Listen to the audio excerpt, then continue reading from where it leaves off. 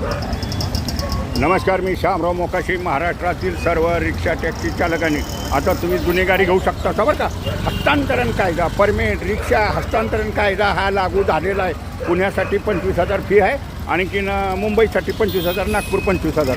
तुमच्याकडं लायसन बिलला पाहिजे, दाखला पाहिजे, आणखीन पोलीस रिपोर्ट पाहिजे. एवढं असलं की तुम्ही कुठलीही एक 4-5 वर्षाची जुनी रिक्षा घ्या, पण रिक्षाचं आयुष्य हे 15 वर्ष आहे, हे मात्र लक्षात ठेवा.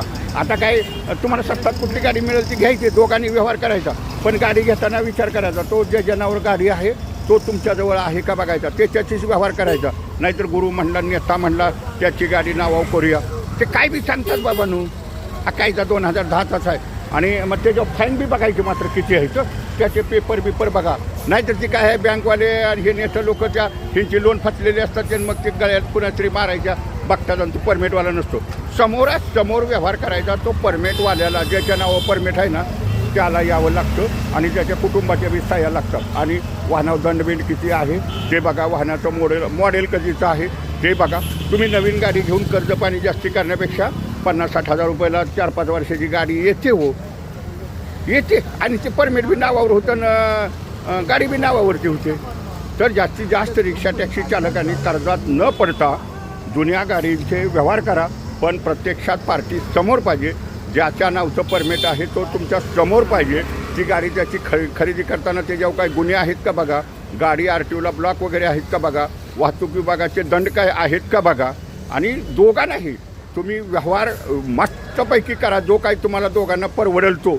गाडीची कंडिशन बघा, पण सर्वसाधारणपणे 4-5 वर्षाचीच गाडी घ्या, कारण गाडी 15 वर्षही चालत असते. आता नवीन कायद्यानुसार स्क्रॅपिंग ॲक्टमुळं तर पुन्हा आपल्याला धोका होऊ नये. आणि स्वस्तात चांगली गाडी घ्या, आणि जुन्या गाडीवरती सुद्धा व्यवसाय तुम्ही चांगला करू शकता. पण मीटरनं मात्र व्यवसाय करा. आणि आता गुरु नेता वगैरे हे काय बोलत बघत बसायचे नाही बाबांनो. आणि जे ओला कोला तर ते डोक्यातनं विषय काढून टाका. मीटरनं व्यवसाय करा, जुन्या रिक्षा घ्या. ह्यात बी तुमचा फायदाच आहे. ते नवीन परमिट काढायचं, 15,000 भरायचं, पुन्हा त्या गुरुनं खायचं 10-20 हजार रुपये, जे मग पुन्हा प्रायव्हेट कंपन्यांचं लोन त्यांनी माथ्यावर मारायचं. त्याच्या वाटणीचं तुम्हाला हा व्यवहारसुद्धा फायदेशीर ठरेल. तर प्रत्येकानं ज्याच्या त्याच्या विचारानं ते बघा.